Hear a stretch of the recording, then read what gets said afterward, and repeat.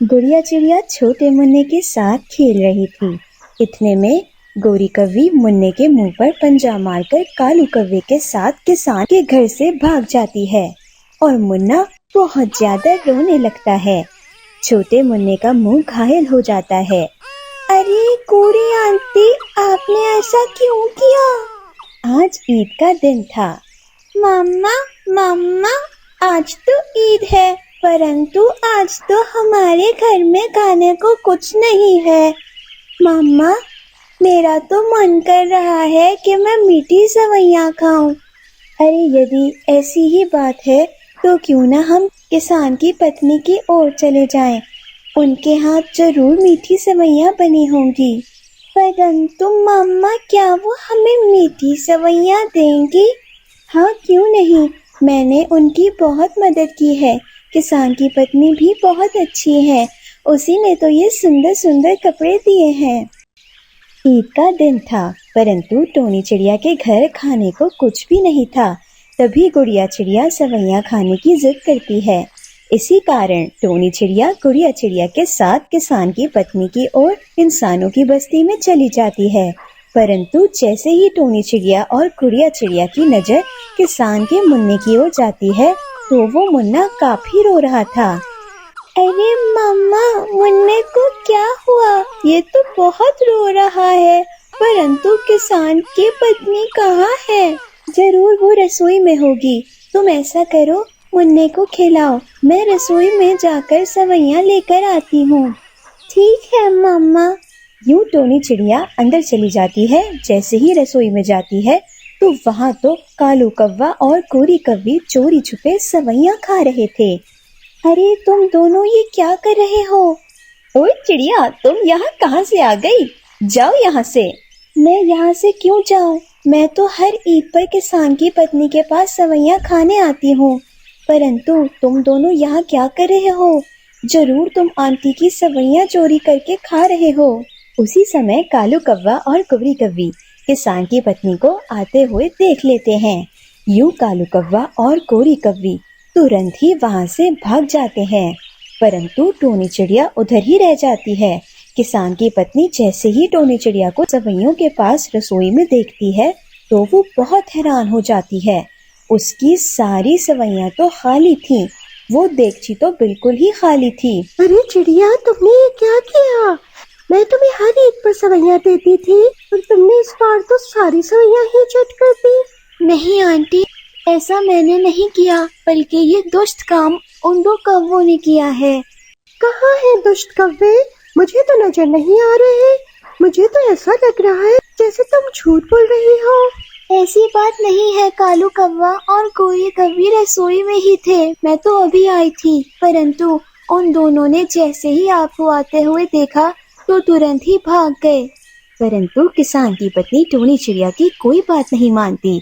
वहीं दूसरी ओर कालू कौवा और गोरी कौवी सेवइयां चट करके बाहर आ जाते हैं। परंतु जैसे ही गोरी कौवी और कालू कौवे की नजर गुड़िया चिड़िया पर जाती है तो गुड़िया चिड़िया मुन्ने को खिला रही थी। मुन्ना भी बहुत खुश था।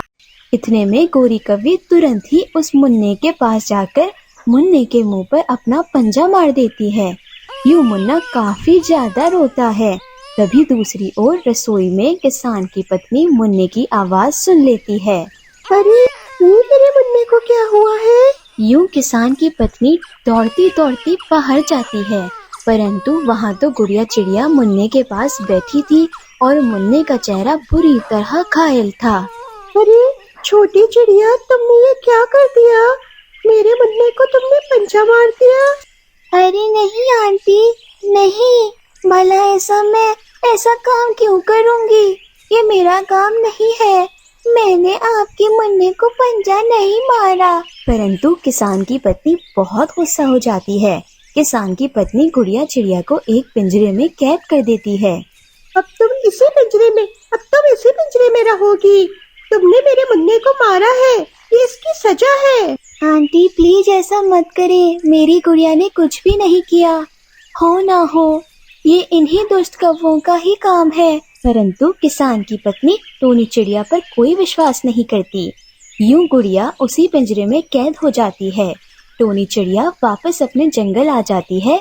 टोनी चिड़िया बहुत ज्यादा परेशान होती है, परंतु टोनी चिड़िया इन कौवों की ओर जाती है जो अपने घोंसले में काफी खुश थे।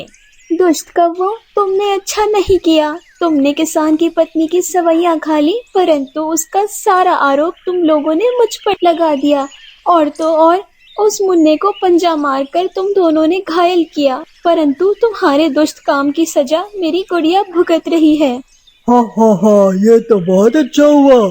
अब तुम ऐसे ही अपनी ईद मनाओगी। यूं कालू कौवा और गोरी कौवी बहुत ज्यादा खुश हो जाते हैं। अगले रोज किसान की पत्नी जंगल के सभी पक्षियों को अपने यहाँ ईद पार्टी का आमंत्रण देती है। सभी पक्षी किसान की पत्नी की ओर जाते हैं, परंतु टोनी चिड़िया को किसान की पत्नी कोई आमंत्रण नहीं देती। टोनी चिड़िया बहुत ज्यादा रोती है। अरे अब मैं क्या करूं? मेरी गुड़िया तो वहाँ भूखी होगी। परंतु वहाँ किसान की पत्नी की ओर सभी पक्षी जाते हैं। कालू कौवा और गोरी कौवी भी जाते हैं, परंतु जैसे ही कालू कौवे की नजर स्वादिष्ट भोजन पर जाती है तो कालू कौवे को एक उपाय सोचता है। अरे गोरी, मैं तो कहता हूँ कि जल्दी से अपने थैले में ये स्वादिष्ट भोजन डालना शुरू कर देते हैं। अरे अभी रुक जाओ, अगर हमने तुरंत ही ये काम किया तो किसान की पत्नी को हम पर शक हो जाएगा, और तो और उसे ये भी पता चल जाएगा कि उसके मुन्ने को हमने ही पंजा मारा था। हमने नहीं, तुमने। परंतु कालू कौवे से और सब्र नहीं हो रहा था।